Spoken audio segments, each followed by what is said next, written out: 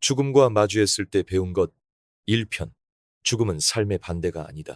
죽음은 삶의 반대가 아니다. 죽음은 삶의 일부다. 무라카미 하루키. 사람들은 종종 죽음을 삶의 끝이라고 말한다. 하지만 진실은 그보다 훨씬 더 깊다. 죽음은 삶의 반대편이 아니다. 오히려 삶이라는 선 위에 자연스럽게 연결된 또 하나의 점이다. 우리는 매일 조금씩 죽음을 지나고 있다. 머리카락 하나가 빠질 때, 오래된 친구와 멀어질 때, 지나간 계절을 돌아볼 때, 살아가는 모든 순간, 안의 죽음은 조금씩 조용히 녹아 있다. 죽음을 외면한 채 살아가는 인생은 마치 그림자를 인정하지 않는 낮과 같다. 아무리 밝아도 완전한 빛은 없다. 삶을 온전히 살아내기 위해서는 죽음을 이해해야 한다. 그것은 우리를 약하게 만드는 두려움이 아니라 오히려 삶을 선명하게 해주는 배경이 된다. 한 환자를 기억한다. 말기암 진단을 받은 67세 여성. 처음엔 울기만 했다. 세상에 남겨진 것들을 하나하나 떠올리며 자신이 얼마나 무력한 존재인지 통곡했다. 그러나 몇 주 후 그녀는 달라졌다. 매일 창밖 풍경을 그리기 시작했고 손녀에게 전해줄 편지를 쓰고 누구보다 웃는 시간이 많아졌다. 죽음이 다가오니까 드디어 살아있는 것 같아요. 그녀가 남긴 마지막 말이다. 죽음을 받아들인 사람만이 삶의 본질에 도달한다. 우리는 종종 삶을 계획하고 채우고 버티려 애쓰지만 죽음을 자각하는 순간 비로소 삶의 중요한 것들이 보이기 시작한다. 소유가 아니라 관계, 속도가 아니라 방향, 성공이 아니라 평온. 불교에서는 무상, 무창을 가르친다. 모든 것은 사라지며 사라짐 속에 진실이 깃든다.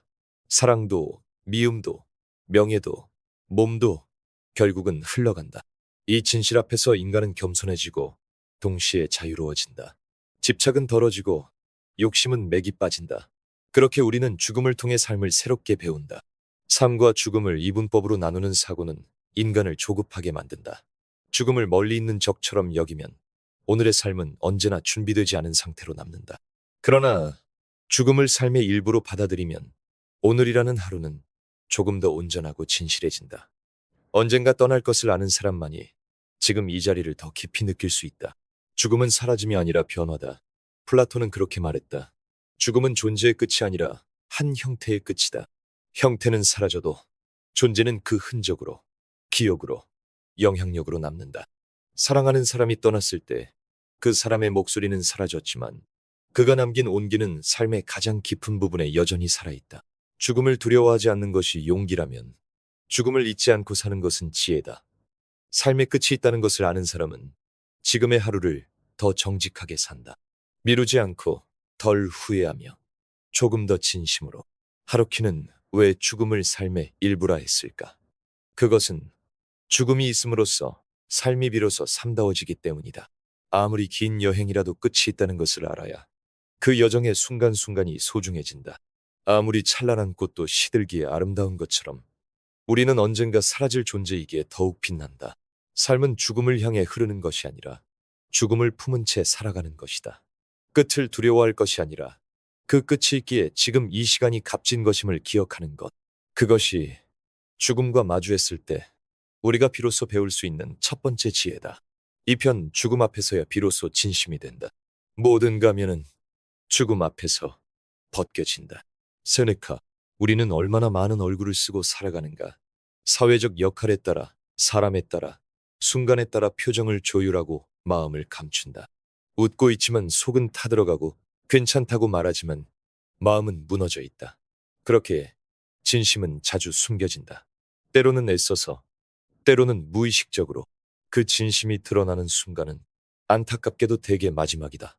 죽음 앞에 섰을 때, 모든 것이 무너질 때, 그제야 우리는 진심을 꺼내든다. 한 남성이 있었다. 가족을 부양하며 40년을 회사에 바쳤다. 성실했고 성과도 좋았다. 하지만 아내에겐 늘 무뚝뚝했고 자식들과는 깊은 대화를 나눈 적이 거의 없었다. 그는 사랑이라는 말을 유치하다고 여겼고 미안하다는 말도 자존심 때문에 삼켰다. 그러다 최장한 판정을 받았다. 6개월 시한부. 병상에서 그는 비로소 아내의 손을 꼭 잡고 말했다. 그동안 고마웠어. 미안했고. 나 너 많이 사랑했어. 아내는 말이 없었다. 그저 조용히 눈물만 흘렸다. 아내도 알고 있었다. 그가 왜 이제야 그런 말을 꺼냈는지. 죽음 앞에서는 미루던 말들이 쏟아진다. 그때야 비로소 우리는 계산하지 않고 말하고 체면 따지지 않고 안긴다. 왜 우리는 그 진심을 미루었을까? 왜 살아있을 때는 그토록 솔직하지 못했을까? 어쩌면 살아있다는 것 자체가 방패가 되어버렸는지도 모른다. 오늘이 있고 내일도 있으니까 언젠가는 말할 수 있을 거라는 착각. 하지만 진심은 오늘 하지 않으면 영원히 사라질 수 있다는 걸 우리는 자주 잊는다. 불교에서는 무상, 무장을 인식하라고 말한다. 모든 것은 변하고 사라지고 다시 오지 않는다는 것이다. 진심을 표현할 수 있는 시간 또한 무상하다. 사랑한다고 말할 수 있는 기회, 사과할 수 있는 용기, 함께 웃을 수 있는 하루. 죽음이 가까워졌을 때야 비로소 그 모든 것이 얼마나 귀한 것이었는지를 실감하게 된다. 진심을 꺼내는 일은 단순한 감정 표현이 아니다. 그것은 용기이자 살아있다는 증거다. 누군가에게 보고 싶었다고 말할 수 있을 때 우리는 그 관계를 회복시키고 스스로도 회복된다. 누군가에게 미안했다고 말할 수 있을 때 그 말은 듣는 이를 위한 것이기도 하지만 말하는 이 자신의 짐을 내려놓는 일이기도 하다. 죽음을 앞둔 한 청년은 이런 말을 남겼다. 내가 가장 후회하는 건 사랑하는 사람에게 너무 늦게 진심을 전했다는 거예요. 그리고 내가 괜찮은 척하느라 나 자신을 너무 오래 외롭게 만들었다는 거예요. 그는 평생을 혼자서 잘 견뎌온 사람처럼 살아왔다. 하지만 결국 혼자였다는 것을 누구보다도 잘 알았던 사람이었다. 죽음은 우리에게 진심을 강요하지 않는다. 다만 진심 말고는 붙잡을 게 없다는 사실을 알려준다. 사회적 지위도, 돈도, 말 잘 듣던 자식도, 평생을 지키려 했던 체면도 그 순간엔 아무 의미가 없다. 남는 건 오직 마음이다. 내가 얼마나 솔직했는지, 얼마나 사랑했는지, 얼마나 용서했는지, 그 마음만이 마지막까지 남는다. 그렇다면 왜 우리는 지금은 그 진심을 감추고 있을까? 두렵기 때문이다. 거절당할까봐, 상처받을까봐, 우습게 보일까봐. 그러나 죽음이 우리 앞에 왔을 때는 그 어떤 두려움도 무력해진다. 사랑한다고 말하지 못한 것이 더 아프고 사과하지 못한 것이 더 후회스럽다. 진심은 결국 말해져야만 의미가 있다. 우리는 모두 죽음을 피해갈 수 없다. 하지만 진심을 전하는 일은 지금 이 순간에도 가능하다. 그것이 살아있는 사람만이 할 수 있는 유일한 기적이다. 삶은 짧다. 그렇게 진심은 미뤄선 안 된다. 언제든 마지막이 될 수 있는 하루 속에서 고맙다는 말, 사랑한다는 말, 괜찮다는 말을 아끼지 말자. 죽음 앞에서야 꺼내는 말들이 아니라 삶 속에서 자연스레 흐를 수 있는 진심이 되도록. 진심은 결국 살아있을 때 전해야 한다. 죽음 앞에서 비로소 깨달은 말들이 삶의 한복판에서도 울릴 수 있다면 우리는 그 순간을 더 깊이 사랑하게 될 것이다. 3편 무엇이 중요한지를 죽음이 알려준다. 죽음은 삶의 우선순위를 다시 정리하게 만든다. 스티븐 코비. 사람은 살아있는 동안 많은 것을 중요하다고 여긴다. 성과, 명예, 돈, 평판, 바쁜 일정과 끝없는 계획. 하지만 죽음을 코앞에 둔 사람에게 정말 중요한 건 그런 것들이 아니다. 진짜 중요한 것들은 살아있을 땐 너무 가까워서 오히려 보이지 않는 것들이다. 그리고 죽음을 마주했을 때에야 비로소 선명해진다. 하루에도 수십 명의 환자를 만났던 어느 중환자실 의사가 말했다. 죽음을 앞둔 사람은 누구도 내가 더 일했어야 했는데 라고 말하지 않아요. 대신 좀 더 사랑할 걸, 더 자주 웃을 걸, 한 번이라도 그 사람을 꼭 안아줄 걸이라고 하죠. 죽음은 삶의 본질을 남김없이 드러낸다. 우리가 무엇을 쫓았고 무엇을 외면했으며 무엇을 잃어버렸는지를. 한 노신사가 있었다. 젊은 시절 그는 성공을 위해 모든 것을 희생했다. 가족과의 시간, 건강, 친구와의 약속들, 대기업의 고위 임원이 되었고 사람들의 부러움을 샀다. 하지만 퇴직 후 그는 늘 허전했다. 병원에 실려왔을 때 그가 가장 많이 반복한 말은 이랬다. 내가 바보였지. 내가 정말 바보였어. 그렇게까지 일 안 해도 됐는데 그게 전부인 줄 알았어. 삶은 우리에게 끊임없이 물어본다. 지금 너의 삶에서 가장 중요한 건 무엇이냐고. 하지만 우리는 그 질문을 무시한 채 산다. 시간이 없으니까. 아직 젊으니까. 조금만 더 참으면 되니까. 그렇게 살다 보면 삶은 어느새 방향을 잃는다. 그리고 죽음이 가까워졌을 때 비로소 우리는 중요한 것을 너무 많이 잃고 나서야 그 질문에 대답할 수 있게 된다. 불교에서는 소유가 아닌 존재의 중요성을 말한다. 가장 어리석은 자는 목마르면서도 물을 베고자 하는 사람이다. 우리 삶도 그렇다. 가장 귀한 것은 이미 가까이에 있지만 그것이 귀하다는 사실은 죽음이라는 거울에 비춰보아야만 선명해진다. 죽음을 앞둔 어떤 여성은 자신이 일생 동안 모은 가방과 옷을 정리하며 이런 말을 남겼다. 내가 이걸 입을 날이 얼마나 남았을까. 그런데 이걸 사느라 아이랑 공원에 가던 날을 포기했지. 그녀의 옷장은 꽉 차 있었지만 인생의 가장 중요한 순간들은 비어 있었다. 소중한 건 시간이었고 함께였고 웃음이었다. 하지만 그녀는 그것을 사라질 무렵에야 알게 되었다. 삶은 매일 선택의 연속이다. 무엇을 우선할 것인가? 어디에 시간을 쓸 것인가? 누구에게 마음을 줄 것인가? 그 선택은 쌓이고 쌓여서 결국 우리의 삶을 결정짓는다. 그 선택들이 진짜 우리를 만든다. 죽음을 마주하는 일은 무섭지만 동시에 명료하다. 모든 불필요한 것들이 무너지고 오직 본질만이 남는다. 그 앞에서 우리는 진짜 중요한 것들이 결국 단순한 것들이라는 사실을 깨닫는다. 사랑하는 사람과의 대화 한마디, 햇살 좋은 날 함께 걷는 그 평범한 시간, 내가 진심으로 웃을 수 있었던 그 순간. 삶은 짧고 소중한 것은 늘 작고 조용하다.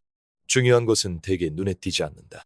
그러나 죽음 앞에서는 보이지 않던 것이 들리고 묻어뒀던 감정이 수면 위로 올라온다. 우리는 그제야 자신이 정말 사랑했던 것, 정말 두려워했던 것, 정말 바랐던 것을 직면하게 된다. 죽음을 통해 삶은 정리된다. 그 정리의 순간은 우리에게 묻는다. 지금 너는 중요한 것을 잘 붙잡고 있는가? 이 질문 앞에서 우리는 더 이상 미룰 수 없다. 이제는 선택해야 한다.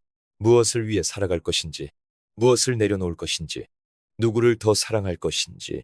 죽음은 말한다. 삶의 모든 순간이 결국 이 질문으로 돌아간다고. 무엇이 너에게 정말 소중했는가? 그리고 그 답은 지금 이 순간 당신의 삶에 이미 있다. 사편 죽음을 의식할수록 삶은 깊어진다. 죽음을 기억하라. 그러면 삶이 달라진다. 라틴어 격언 메멘투 머리. 우리는 죽음을 잊고 산다. 마치 영원히 살 것처럼 내일을 약속하고 다음 생처럼 관계를 미룬다. 하지만 죽음을 의식하는 사람은 다르게 산다. 그는 매 순간을 진심으로 대하고 사람에게 더 집중하며 하루라는 단위를 허투루 쓰지 않는다.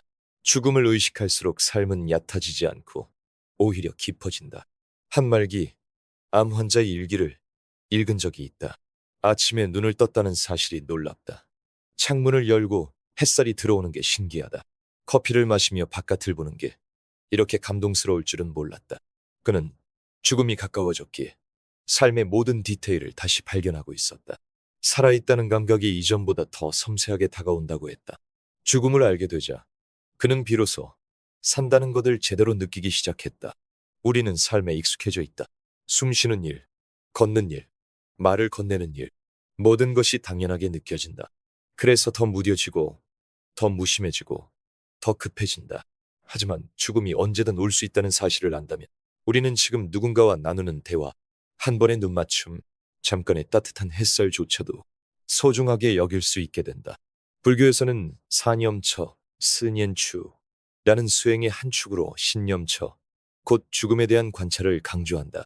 몸은 언젠가 사라지고 생명은 유한하다는 것을 자각하는 것만으로도 삶의 자세는 달라진다. 죽음을 묵상할 때 우리는 삶의 본질을 마주하게 되고 지금 이 순간에 더 깨어 있게 된다. 젊은 시절, 죽음은 멀게 느껴진다. 그러나 죽음이 멀기 때문에 삶이 무한한 것이 아니다. 삶은 늘 유한했고 다만 우리가 그것을 망각하고 있었을 뿐이다. 죽음을 의식하는 사람은 시간을 허투루 보내지 않는다. 그는 관계를 함부로 하지 않고 자신을 다그치는데 시간을 낭비하지 않으며 누군가를 미워하는 감정에 오래 머무르지도 않는다. 죽음을 인식하는 삶은 아이러니하게도 더 자유롭다. 왜냐하면 죽음을 알기에 지금의 선택이 더 분명해지고 사소한 후회로부터 스스로를 놓아줄 수 있기 때문이다. 죽음이 먼 미래의 일이 아니라 언제든 다가올 수 있는 현실임을 받아들이는 사람은 오늘을 무겁게 사는 사람이 아니라 오히려 가볍고 선명하게 사는 사람이다. 죽음을 묵상한다는 것은 어두워지기 위함이 아니다. 삶의 진실을 더 밝히기 위함이다. 우리는 그 빛 아래서 더 투명해지고 더 본질적인 질문을 던지게 된다. 나는 지금 어디로 가고 있는가? 이 하루는 나에게 어떤 의미였는가? 만약 오늘이 마지막이라면 누구에게 어떤 말을 남기고 싶은가? 죽음을 안다는 것은 삶이 얼마나 찬란한지를 아는 것이다. 눈앞에 하찮은 일에 감정 소모를 멈추게 되고 내가 정말 하고 싶은 일에 집중하게 되고 더 정직하게 말하고 더 깊이 사랑하게 된다. 삶은 죽음을 자각할 때 비로소 선명해진다. 그리고 그 선명함은 우리를 더 겸손하게, 더 다정하게 만든다. 죽음은 삶을 빼앗는 게 아니라 삶의 깊이를 더해주는 거울이다. 하루하루가 마지막일 수도 있다는 사실을 매일 잊지 않고 사는 사람, 그는 누구보다도 충실하게 산 사람이다. 우편 죽음을 직면할수록 더 따뜻한 사람이 된다. 죽음은 인간을 겸허하게 만들고 타인을 이해하게 만든다. 레프 톨스토이. 죽음은 무섭고 차가운 것이라 여겨진다. 하지만 그것을 정면으로 바라본 사람은 이상하게도 더 따뜻해진다. 죽음을 직면한 사람은 누구보다 깊고 너그러워진다. 삶의 더섭음을 알기에 사는 동안 더 다정하고 싶어지기 때문이다. 죽음은 우리를 약하게 만들지 않는다. 오히려 더 단단하면서도 더 부드러운 사람이 되게 만든다. 나는 중환자실에서 수많은 사람들의 마지막을 지켜봤다. 거기에는 분노도 원망도 있지만 놀랍도록 많은 것이 감사였다. 병상에 누운 한 할머니는 숨을 가쁘게 내쉬며 이런 말을 했다. 밥을 씹을 수 있었던 날들이 얼마나 감사한지 이제야 알아. 그냥 걷는 것, 그냥 누워있는 것, 그냥 사람 손을 잡는 게 얼마나 귀한 건지 말이야. 죽음은 삶의 소중함을 역설한다. 살아있다는 사실, 아직도 누군가의 이름을 부를 수 있다는 사실, 내 목소리가 들리고 마음이 움직인다는 사실 자체가 그 자체로 기적이라는 걸 알려준다. 죽음을 직면한 사람은 더 이상 세상의 기준으로 사람을 판단하지 않는다. 명함, 직함, 소득, 외모, 학력 같은 것들은 죽음 앞에서는 아무 의미가 없다. 그 사람의 말투, 태도, 눈빛, 그리고 마지막에 남긴 말만이 진짜 그 사람의 존재감을 남긴다.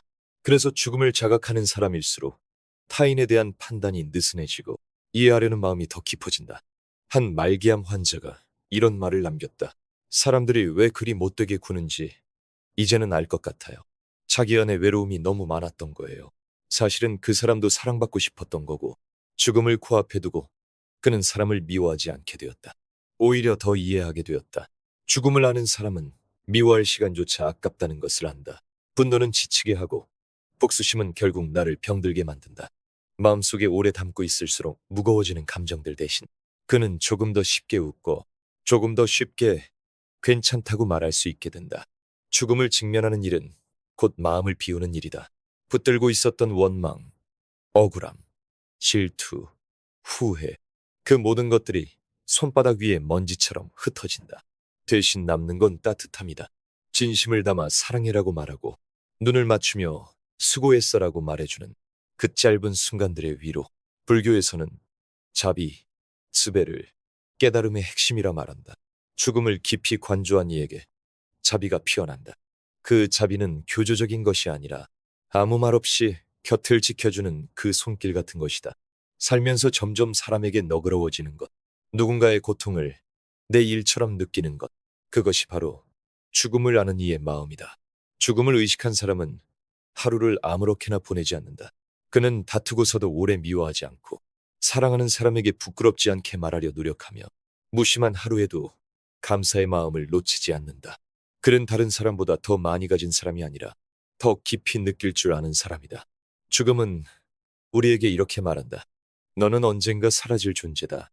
그러니 지금 살아있는 동안 조금 더 사랑하라. 조금 더 용서하라. 조금 더 손을 내밀어라.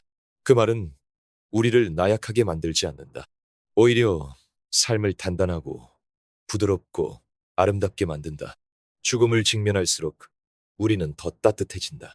누군가의 눈물을 더 오래 바라볼 수 있게 되고 누군가의 실수 앞에서 더 쉽게 손을 잡아줄 수 있게 된다. 죽음은 사랑을 가르친다. 삶의 본질은 결국 따뜻한 존재로 남는 것이기 때문이다. 그리고 그 따뜻함은 우리가 이 세상에 남기는 마지막 인상이며 다시 되돌아올 수 없는 시간을 가장 아름답게 만드는 힘이다. 죽음을 말했지만 결국 삶을 이야기한 시간이었다. 우리는 죽음을 말해왔다. 그러나 이 5편의 이야기는 실은 죽음을 빌려 삶을 더 깊이 들여다본 여정이었다. 죽음은 삶의 반대가 아니었다. 삶의 일부였고 그 안에 담긴 끝이자 거울이었다. 그 앞에서 우리는 비로소 진심이 되었고 그 진심을 통해 삶의 우선순위를 다시 세울 수 있었다. 죽음을 의식할수록 삶은 더욱 선명해졌다. 평범했던 하루가 빛을 띠었고 내가 가진 모든 것이 잠시라는 사실을 깨달을 때 비로소 나는 지금 이 순간을 온전히 살게 되었다. 그리고 마지막에 우리는 알게 되었다. 죽음을 직면한 사람은 약해지지 않는다. 오히려 더 부드러워지고 더 너그러워지고 더 따뜻한 인간으로 성숙해진다. 죽음은 끝이 아니다. 죽음은 방향이다. 죽음을 기억하는 사람은 어떻게 살아야 할지를 잊지 않는다. 그는 속도를 늦추고 관계에 귀 기울이며 무심히 지나쳤던 것들에 다시 눈을 돌린다. 우리는 언젠가 모두 떠난다. 그건 누구도 피할 수 없는 사실이다. 하지만 어떤 방식으로 살아갈 것인가는 여전히 우리 손에 달려있다. 지금도 늦지 않았다. 사랑을 전하고 사과를 건네고 더는 미루지 말고 마음을 꺼내놓아야 할 때다. 삶은 유한하기에 아름답고 죽음을 자각할수록 우리는 인간다워진다. 이 시리즈를 마친 지금 당신이 조용히 스스로에게 이런 말을 건넸으면 좋겠다. 나는 오늘을 다르게 살기로 했다. 죽음을 마주했기에 삶을 더 사랑하기로 했다. 그 다짐 하나면 충분하다. 당신은 이미 삶의 본질을 통과하고 있는 중이다. 살아있다는 것은 지금 이 순간 당신이 누군가에게 따뜻한 사람이 될 수 있다는 뜻이다. 그리고 그것은 죽음 앞에서도 사라지지 않을 가장 강한 힘이다.